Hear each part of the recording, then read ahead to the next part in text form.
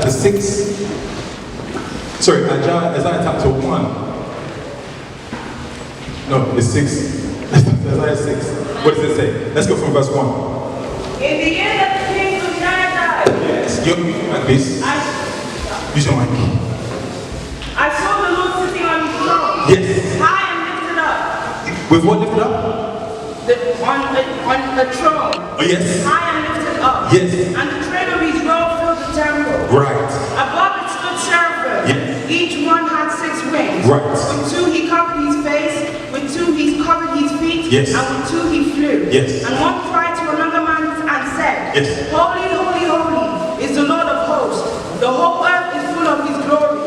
And the post of the door was shaken by the voice of him who cried out, and the house was filled with smoke. So I said, Woe is me, for I am undone, because I am a man of unclean lips, and I dwell in the midst of a people of unclean lips. Right. For my eyes have seen the King, the Lord of hosts. Okay, thank you, sis. Let's pause there. Now the Bible says that the Lord was raised. He was lifted up. The Bible says that he was lifted up. Now beneath him, what was there? Tell me. You just read it. Again? Speak up. His robe. Above, what was there? Seraphim. It's in the text. You can't get it wrong. Okay? So his robe filled the temple, and above him there were seraphs. Right? Yes. Now, with that being said, our topic today was that the Lord is seated amongst the seraphs, which should mean that the Lord is sat amongst us. Amen? Amen. Anywhere that his people gather, he's sat amongst us. So the question is, what we asked for Pastor Oluwala to speak to us about today is, how do we learn, how do we understand that we have a legacy also as the CNS of today and also of the future? This part, it may not end up on YouTube in the end, but who sees some issues with the way that they feel that the worship is within our sect? You can show your hands. If you feel that there's some issues in the way that we worship in our sect, not the mode of service alone, I mean the whole running of the church as it is, the CNS church, you just show your hands as such. Now, you can put your hands down. With that being said, do you know that you have the power to change it? There's coming a time when everything will be down to us. Amen? Amen. There's coming a time when everything will be down to us. So my question to us, what will we do once it's our time? Do you know that if care is not taken, you become what you hate? Yes. You know that Samuel, he spoke out against Eli's sons. Do you know this? Because Eli's sons would burn incense on the altar that didn't praise God. Which means that anywhere they would find incense, anywhere they would find anything, they would burn it on the God's altar. In fact, all these sacrifices should have been offered at that time. Only at that time, only livestock and cattle should have been burned on the altar. But they would burn anything that they could find. After time had gone, Samuel's sons also became wayward. Are you with me? So now, my question to everybody is, how do we ensure that we don't inherit the things that we hate also?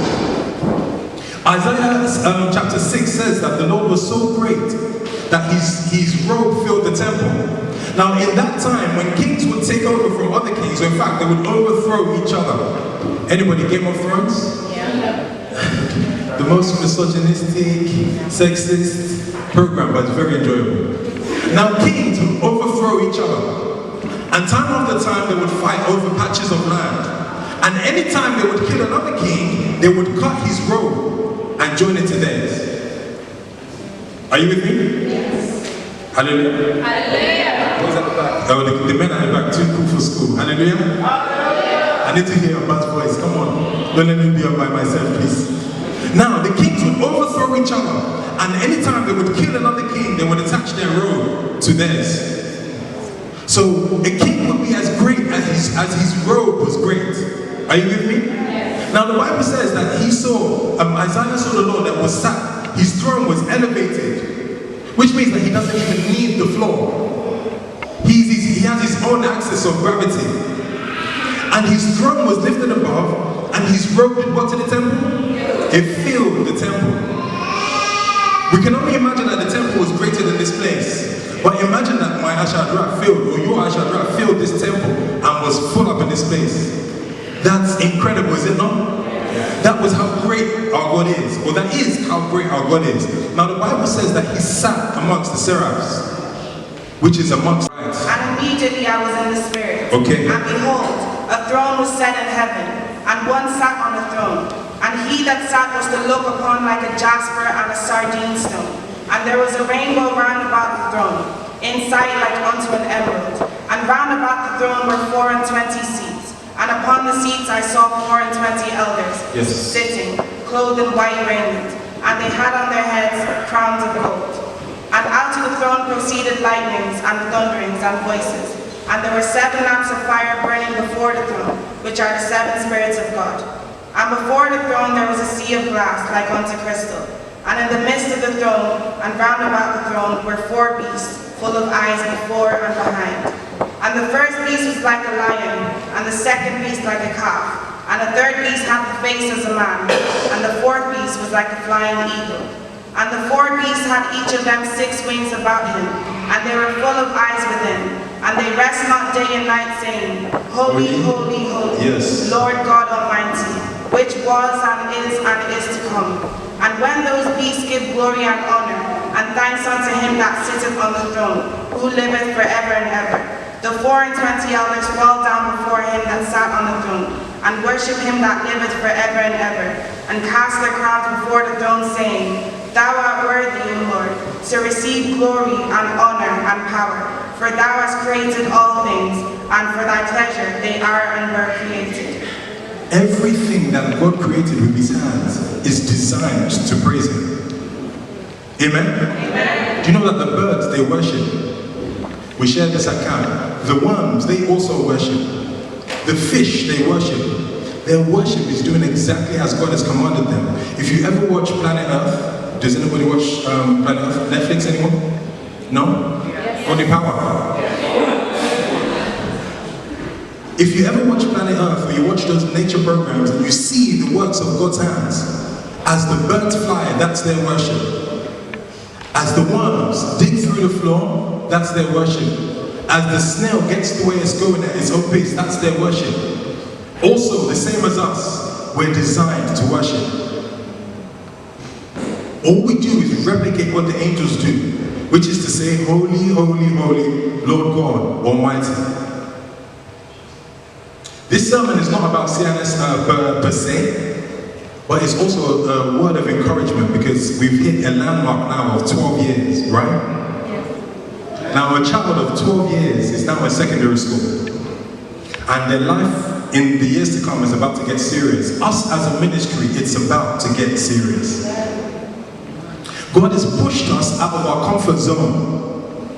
No longer do we have somewhere to go without thought, which was Peckham Rye, right? No longer do we have to arrange youth revival without much preparation. You can see today was putting our money in a bag. This is an uncharted territory, but you know what? It's exciting. Amen? Yeah. God is pushing us out into purpose and telling us, go into a different zone to worship me. Go somewhere different and begin to worship me. Why? Because I need you. 13 years ago or so, when we were given the revelation to have youth revival, he said that we should do it in order to bring the children of CNS together because the elders didn't love each other. And it's proven. Because some of you, I don't even know what church you're from. And to be brutally honest, I don't mind. It doesn't matter, as long as you're here. This isn't about anybody as such. But our question is, what is our purpose by coming together? What does God want from us? Surely he must want some people to remain in this sect. Surely he doesn't want you to be filled up in order for you to go elsewhere and give to another ministry. Don't get me wrong, God is everywhere, okay? God is everywhere. But surely this must be for someone. It's lasted at least 90 something years, I believe now. And he hasn't done it by accident or by mistake. So surely God must want somebody to remain in this fold. But us remaining, what are we supposed to do? What do we do with our unity? What do we do once we're together? What does he want from us? We don't know. But the question is, like I said, that we've hit 12 now. So now we're hitting the time that we must begin to become serious. Is this a ministry that God is calling together? Does he want us to do something with this? Are there people that need to hear God's word that haven't heard it yet? Is it for us to replicate what our parents have done? What is it that God wants us to do? That's the question that everybody must ask themselves. And also, individually, ask yourself that what does God want from me personally? Do you know that the Bible says that if man refuses to praise him, he will lift what? He will raise what? Stones. I said in the prayer this morning that I didn't want God to raise stones. I want him to use us. I want him to use me. At the same time, as a collective, do you know that any time that the Israelites would, in fact, All the Israelites during all their travels. what portion was that? That was 40:38. Exodus 40:38. Did everybody have the back? No? Okay, somebody with a microphone, please. Could you help us read? Quiet, that means you have to actually open your Bible. Yes, let's go. For the cloud of the Lord was upon the tabernacle Yes, by Sister day, Mercy, yes. and fire was on it by night. Yes. In the sight of all the house of Israel. Yes. Throughout all their journeys. Okay, now listen to me very carefully. When the Israelites left Egypt, they needed direction because Pharaoh had changed his mind. Is everybody with me? Yes. Amen? Amen. We answer, amen? Amen. Hey, you guys, me, amen? Amen. Thank you, I feel safe. They left Egypt, and at that time they needed God's direction because Pharaoh had changed his mind. At that moment, he told the Israelites that they could go. After Moses had seen him and asked him that God says, let my people go. He finally allowed them to go. And with that, like I said, he changed his mind. So he sent his army after them. And the Israelites, because they were going far, God was directing them to the river Nile as such, or to the Red Sea, as such. And with that, they would take camp at places because where they was going was far. Amen? Amen. They take camp. And at times, God would give them different signs for the different seasons or for the different moments they were in. Let no man praise himself. Let no man see himself as intelligent because God created everything first by himself. That was the first sat-nav that you can ever know. Because by day, he'd tell them which way to go. It's just so you know that she came. Otherwise, you wouldn't know that she said. So by day, like I said, God would give them the sun to direct them. And by night, he'd give them a cloud. By day, he'd give them a cloud of fire. And by night, he'd give them the moon. And at any time, even when they were not ready, they would have to move whenever the cloud of fire was moving. When they had taken camp in a place, even when they were comfortable, they would have to move. Is everyone with me? God is moving our ministry whilst we're uncomfortable. Amen? Amen? It's from your uncomfortable position that we will grow. It's from your uncomfortable position that we will grow. Hallelujah? It's from our uncomfortability that we will grow. God is making this ministry uncomfortable. And with that, like I said, comes what? Tell me. Growth. Tell yourself. Growth. Now, the question is, at times we pray that we'd like God to give us his direction. Do we really want it?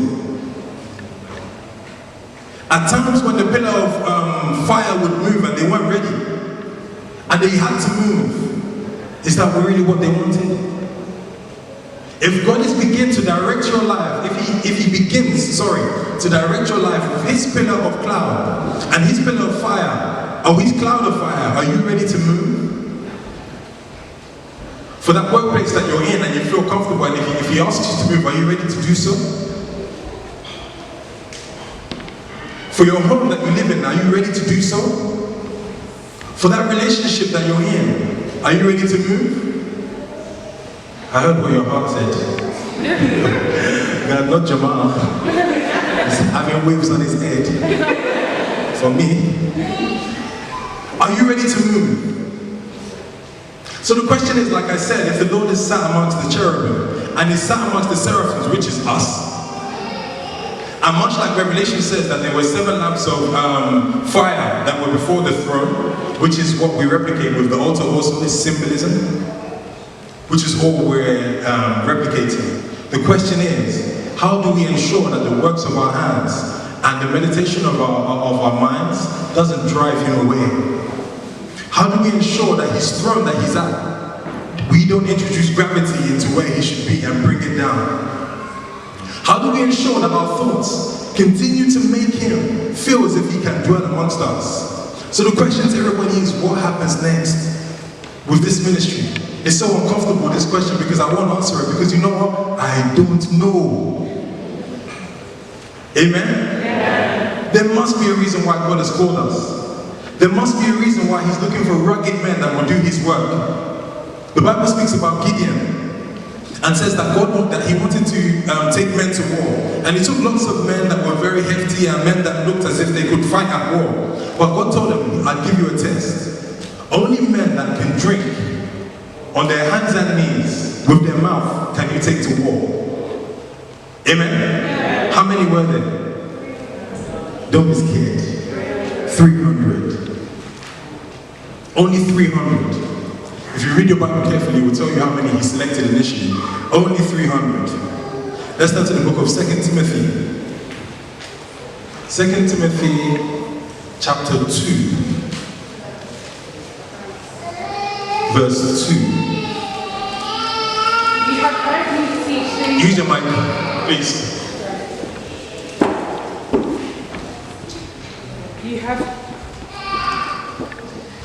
You have heard me teach things that have been confirmed by many reliable witnesses. Yes. Now teach these truths to each other, trustworthy people. Endure sufferings along with me as a good soldier of Christ Jesus. Okay, let me break this down so it doesn't confuse anyone. Don't close it. Stay, keep it open. Paul is writing a letter to Timothy. And in his letter, he's saying, Dear Timothy, you've seen me teach other people. Now this is what you need to do. Yes, let's go. Verse 4. Soldiers don't get... Let's go back to 3. Okay. Please. Endure suffering along with me. Okay. As a good soldier of Christ Jesus. Right. Soldiers don't get tied up in the affairs of civilians. What's your tongue?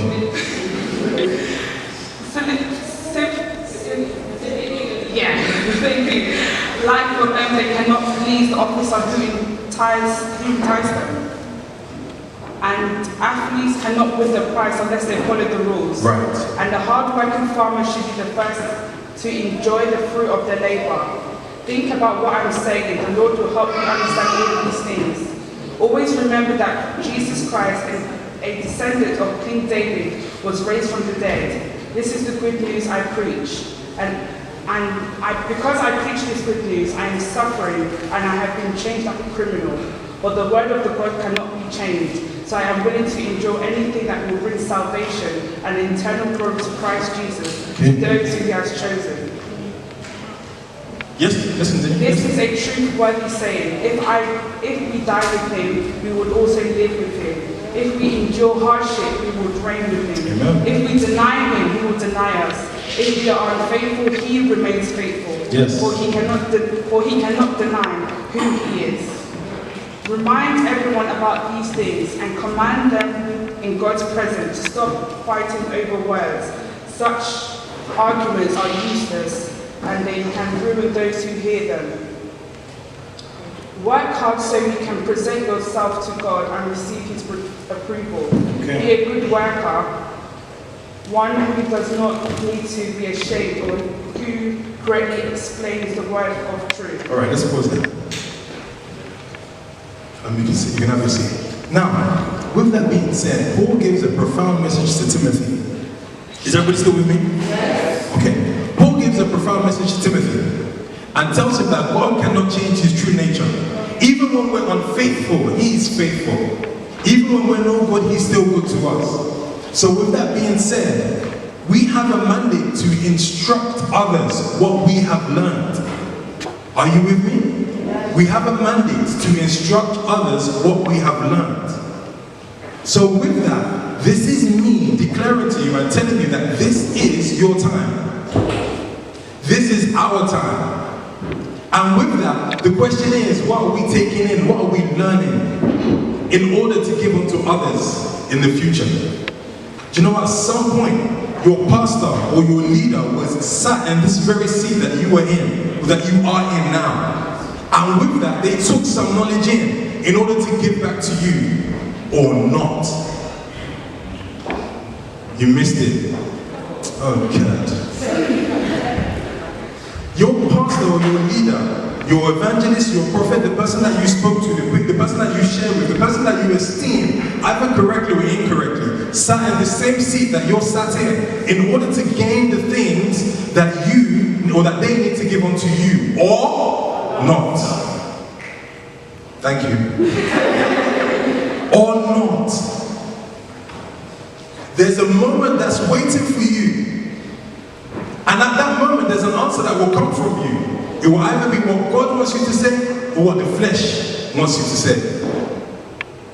This ministry is waiting for you also. And there's a moment when you will be led by the Spirit or you will be led by the flesh. Like I said, this is our moment, you know. I've only been alive for X amount of years, but I can tell you unprecedentedly that this kind of ministry has never happened in this country at any point.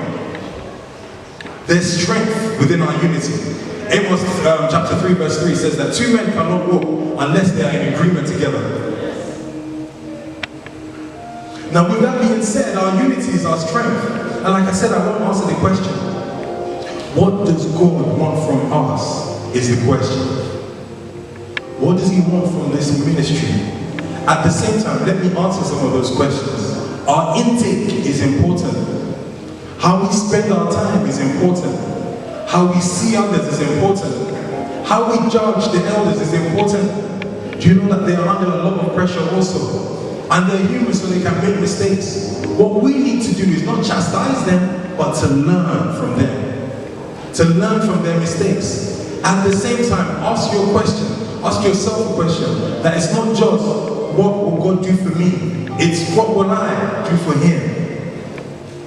What will I do to ensure that this ministry doesn't fall? What will I do to ensure that this ministry gets to the next stage? Do you know that as the leaders perfect their leadership, you too must protect or you must enhance your followership? Do you know that Moses was a leader that was great because he would listen directly to what God had told him? But it was his followers that didn't have good or great followership. They'd always complain. Why are we going this way?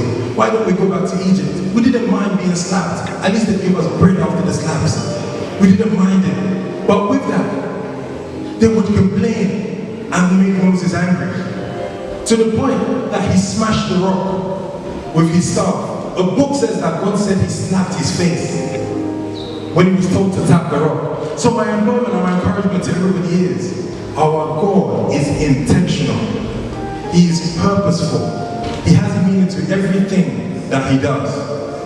The Bible says that there's an appointed time. And the book of Esther says that for such a time like this, we have been set aside and placed in position. This was intentional. You were supposed to be here. In fact, I was supposed to share this word. You were supposed to hear it. We are supposed to grow this ministry together.